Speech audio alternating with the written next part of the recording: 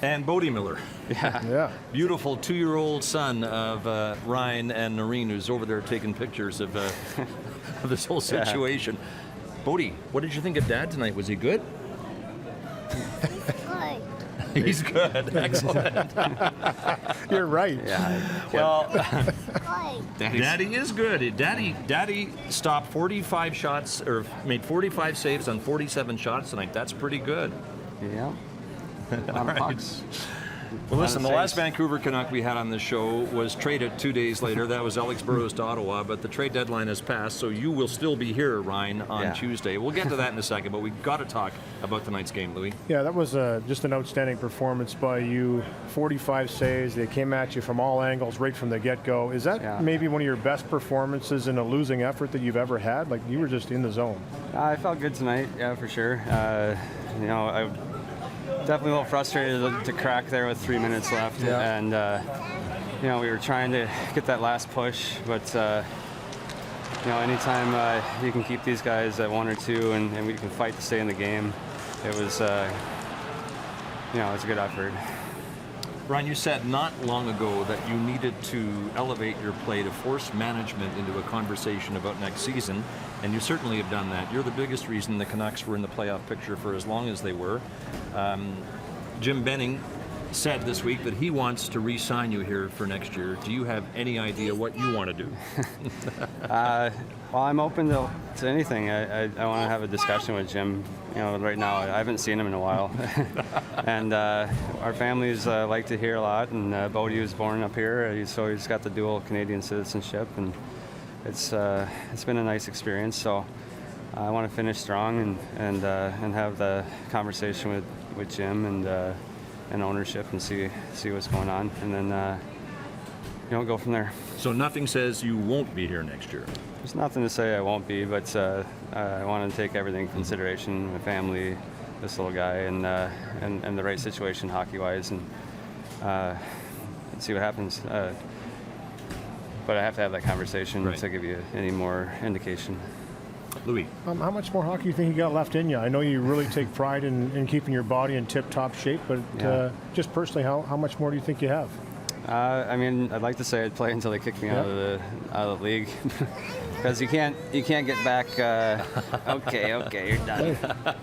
Going to mommy. That was pretty good. He lasted about 4 minutes. He lasted longer than I thought. Sorry, there you go. I don't know. My cousins, Kelly, Kevin, Kip Miller, they played a long time in the NHL, and their conversation with us has always been play as long as possible. They had to, eventually end their careers at some point, and that was, that's hard. No matter what you do. Kelly went back into coaching for a bit, and he's back at Michigan State coaching, and Kevin and Kip have been involved at youth hockey levels, but it's never going to be the same, and you have to get it out of your system, and I'm hoping to do that. But I'm hoping to, also weigh my family into that discussion as well. It gets harder and harder with our travel to be away from them. Well, the way you played tonight, I think, suggests to everybody that you've got a lot of hockey left in you. Here's a tweet from Gary Sedin. How have you enjoyed playing with Daniel and Henrik? It's been amazing. They're quality people first, and then when you watch them play hockey, the unique way they see the ice is quite amazing. I just, early in my career, we never really get to play the Canucks every year, with that schedule the way it was. And when you got to actually experience it on the ice, it was like watching a different game sometimes, the way they think and the way they play in the zone. So watching it daily and then getting to know them as people, they're outstanding people and they have great families, and they're, for all the right reasons, they do things the right way. How long before you could tell them apart? Or can you yet? Yeah, no, I got it. It takes a couple weeks early on, but you notice little things about them and the way they carry themselves. They're very much alike, but they have their own personalities and their own mannerisms.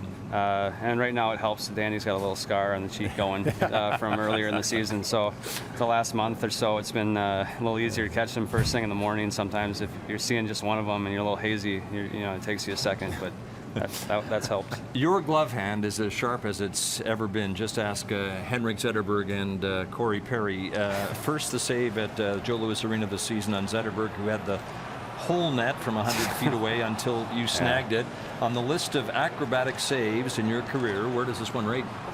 I haven't done one of those in quite a number of years. I think my dad said I did one in juniors that was a little bit similar to that, and he was at that game watching. So, that was more of a, I'm just sick of, we were down 1 goal and we had a chance, and then they scored late and we were down 2 goals, and it's just, you get tired of seeing the puck go in the empty net. So I was going to give it a go, and it worked out.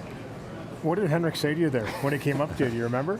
I was a little angry at the time, so I think I didn't hear him quite right, but something to the effect of, come on, wow. Are you kidding me? Yeah, something like that. I'm not supposed to stop that. Yeah. And then Corey Perry left shaking his head here at Rogers Arena in December. This was all about you not quitting on the play. What do you think when you see a replay of this one?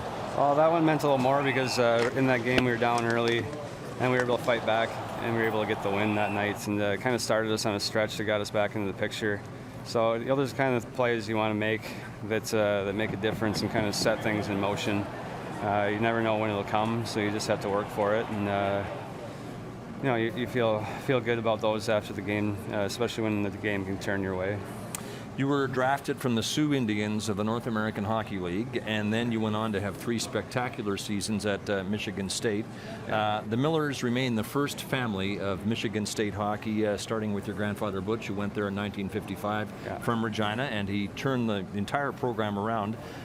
All told, from the Millers at Michigan State, over 60 combined NHL seasons, 29 varsity letters, 2 Hobie Bakers, one of which you won. But no Miller's gone there in a while. Now you have nephews. Is there anyone who can rekindle the Miller legacy at Michigan State?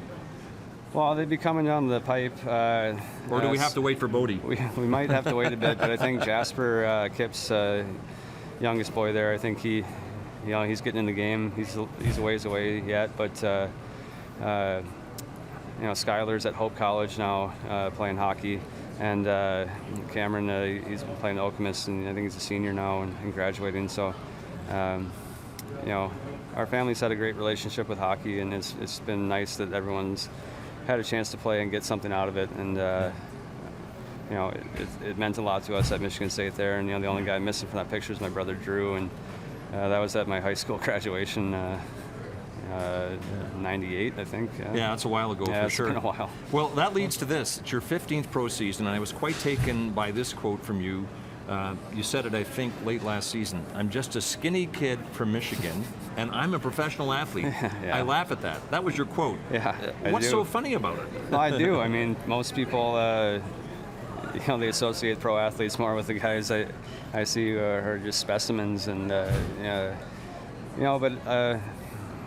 I feel like I've found a way to just make it work for me, and then the way I see the game has worked out, and so I get some satisfaction every year. I get to start the season. I get some satisfaction out of being fairly skinny and still can push the guys, and I don't know. I just think it's a little bit funny. And it gives hope to all the skinny boys. Glad they give you a few pounds of mine. There you go. You can have them. Well, it's Ryan. It's no longer just about you, and it hasn't been now for a while. You've been married now for 6 years to Noreen DeWolf, who has made her mark in Hollywood, and she's here tonight. Yeah. And 2 years ago, you and Noreen welcomed the beautiful little boy we saw a moment ago, Bodie, your first child. So how have your priorities changed? They changed a lot. When I met Noreen, I knew right away she was someone special, and it's been a great relationship with her, and we both just try to encourage each other to do what we love and do it to the best of our abilities. And knowing that it would be stressful on the family side, we do go long stretches without seeing each other, and especially with Bodie in the mix now. Sometimes it's 2 or 3 weeks at a time. Even with the closer proximity here to Vancouver, just that we're traveling so much, and she's trying to maintain her career, and that's life, and I wouldn't trade it.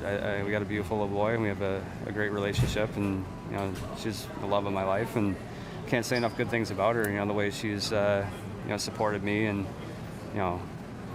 it's a lot on the ladies, and I know a lot of times she feels like a single mom when I'm traveling, and she's got a lot of responsibilities with Bodie, and that's where life gets a little bit more challenging. You want to do as much as you can, but hockey is it's tough in that regard. Yeah, but you want her to have a full and complete career, as you've said. Yeah, I her do. quote when she was pregnant, my son is telling me from my belly he's going to be a hockey player. You've already had Bodie on skates. We have the video here. Are you ready to predict that he'll be drafted in 2033? I sure hope so. I hope he's shooting pucks, though. Starting them young. Yeah, those are my old skates, too, the ones I started on. Oh, really? Wow. Yeah. Wow. So they're That's the impressive. old early 80s Bowers. He's starting to get that age, though. We can get him out there more. I'm hoping actually maybe tomorrow or Tuesday we can get him out with some free ice and mess around. But before that, before you had him on the ice, a few one-timers, you actually sent this out via Twitter, and you tweeted it actually to Bo Horvat's attention. He's pretty good. Look at that hand-eye coordination there. Yeah, I was working with Bo on his one-timers. He's a righty, too. I like that. Get that right hand lower on the stick. Yeah, it ended up being his top hand. He's switched a little bit to lefty now. Oh, but there you go. It's a little creepy because it's our security cameras in his room there. And I thought it was too good, so I took the freeze frame and the video from it, and I played it out. And it was just too nice to see that at that age. He was only 13 months old, and just really going for it. Going to take a break. Ryan Miller of the Vancouver Canucks, our guest on After Hours. We'll continue live from Rogers Arena in a moment.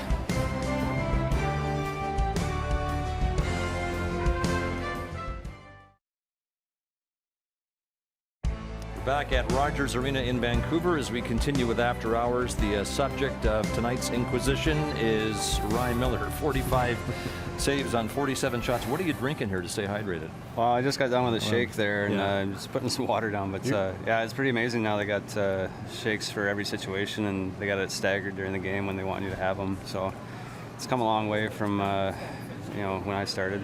Someone sent a tweet out to suggest that you might be too exhausted to answer any questions, or if you did show up, you'd have an IV attached to you. My conditioning feels pretty good. I was getting a little shaky in the second period. The legs were burning, but like I said, we hydrate pretty well in between periods, so that keeps that at bay, and we can reload tonight. I'm not sure, Ryan, if you've heard this, but goaltenders are generally considered to be weird with all sorts of idiosyncrasies. Objectively speaking, does any of that apply to you? Of course. I mean, everyone's a little different. Everyone's a little weird. And I have my hang-ups or tics like anybody else. You can ask my family and my wife about how I am kind of in season, or when it shifts to summertime, Ryan, I'm a little bit different. So, but handling the travel, the pressure, and all that stuff, you build routines, you build things, and so that you don't have to think so much, and that's the kind of stuff that kind of saves you. Louie. Well, speaking of routines, you have a designed pre-game ritual that you go through every game, and it's the same every game? Yeah, it's pretty much the same every game. I'm telling myself different things, just going through some things I need to do on the ice, but it started in like midgets. It used to be like you're in those small locker rooms, and to get away from everybody, you kind of have to get out of the locker room to have some alone time. And it used to be you could go to the rink because all the parents are having coffees or hot chocolates in the lobby, and no one's in the rink when you're in the minor hockey. So I just kept doing it, and more people kept filling the arenas as you get older and moving up in the levels. So there's more and more people around, but I didn't want to change the routine. It's like Kevin Costner and For the Love of the Game, just quiet the mechanism out there. Yeah, I mean, people have always been pretty good about it. I mean, you do hear some catcalling when you're on the road. I mean, that's to be expected. But for the most part, people are pretty good. They're more curious than anything, watching you go through everything. Here's a question I asked Braden Holtby earlier in the season. Supposing something totally unexpected happened on the way to the rink and you couldn't get here on time to go through that ritual, you had to throw the pads on and play. Could you do it? Yeah, I mean, I'm not going to fall apart because my routine falls apart. I'm not that crazy. Although there have been times when you feel that way, you feel anxious because you're not getting everything you feel you need. But as you get older, you kind of learn it's not all about having everything perfect. It's about just being in a good place for the game. Goalie pants. The debate raged for a few years over how to make them smaller and still keep them safe, and now you're all wearing the more tailored pants. How did you end up at the forefront of the debate? I mean, I was involved in the competition committee and the goaltending committee specifically for a while, so I've always had opinions, and I've had a relationship with Kay. What I found kind of funny was people would come to me with it and identify me with speaking out, but I mean, me and Kay are the ones who really tailored the proportional sizing, so it's not like I'm against it. It's just what I saw during that time was how much goes into it with the manufacturers and how hard it is to turn that big boat. You know, it's a bigger thing than people realize. There's all different companies, different measurements, different ways to wear things, and to get it right and have enough protection, I just felt it needed to kind of play out a little bit longer and have more involvement from the guys who are going to wear the stuff.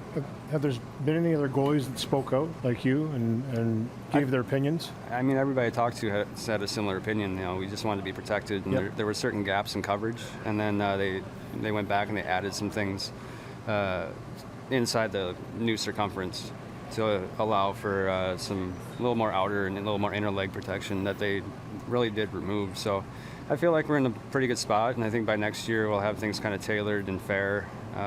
What I'm hoping for is they go with a piece on the leg on the outside that is actually like pre-made with a curve to it that will protect the outer leg a little bit more. Has your game changed because of the new pants?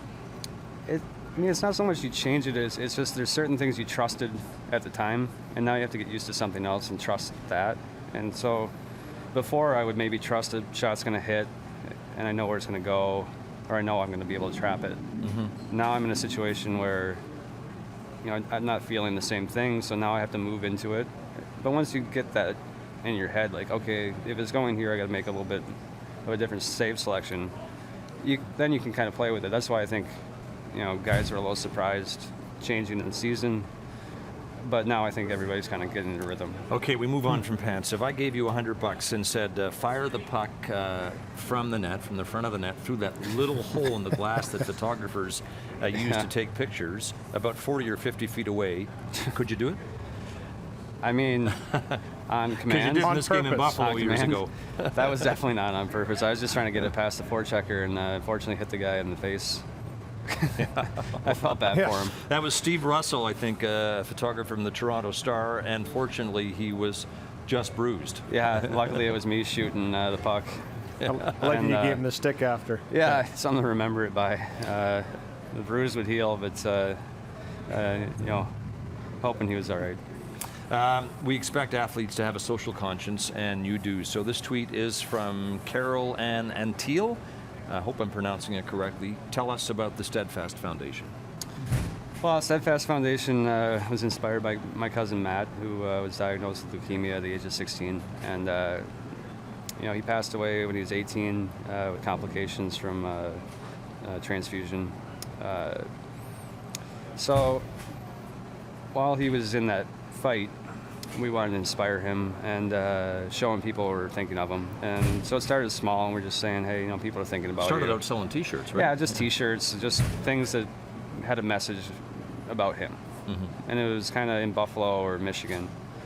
And people were saying, hey, this is something interesting, you should do more. I think and it was people in Buffalo, you know, saying, hey, you should do more. And we felt like, yeah, okay, you know, it's exciting times in Buffalo. You know, we had, you know, the tension of the city and some good teams, and so I tried to use that moment to raise some money, and we partnered up with Carly's Club through Roswell Park Cancer Institute there, and we had about 7 or 8 fundraisers over the years and raised a lot of money for the kids in Western New York, and we did a few things back in Michigan to kind of do the same with the Lansing area and the cancer initiatives. Matt is remembered in a lot of ways, and one of which is that you have his initials on the back of your mask. So I'm guessing that for as long as you play, he'll be there. Yeah, I mean, when he was going through that fight, I asked him what he thought about what should I have on my mask, and kind of gave him free rein. And you know, he thought I should have a bulldog on the back. So originally it was a bulldog all dressed up and looking tough, and you know, I had his nickname when he was born. I was younger, and we call him Matt Man. and that was just kind of what we ran with that nickname, and so that's how Matt was identified to us. It was always, hey, what's going on, Matt, man? And he was great young man, and his memory lives on. That's beautiful work. Quickly, a tweet from Uncle Niche. We'll finish with this. As a veteran veteran goaltender, how would you mentor young goalies entering the league? I think it's just getting confidence in your game and being able to move on night to night. Because really, that's what starts to make an NHL player, no matter if it's a goalie or defenseman or forward. It's can you do it night to night, and you can do it in the deep part of the season. Right. It's you see a lot of guys coming to training camp flying high, and you see a lot of young rookies in that first 15, 20 games are really, really going. They got the energy, and then they'll taper off a bit, and it's hard to sustain. All right, we got to go. Ryan, thanks for your time. Ryan Miller, 15 years into his pro career and still just a skinny kid from Michigan. He was our guest on After Hours. Back to conclude the proceedings from Rogers Arena in a moment.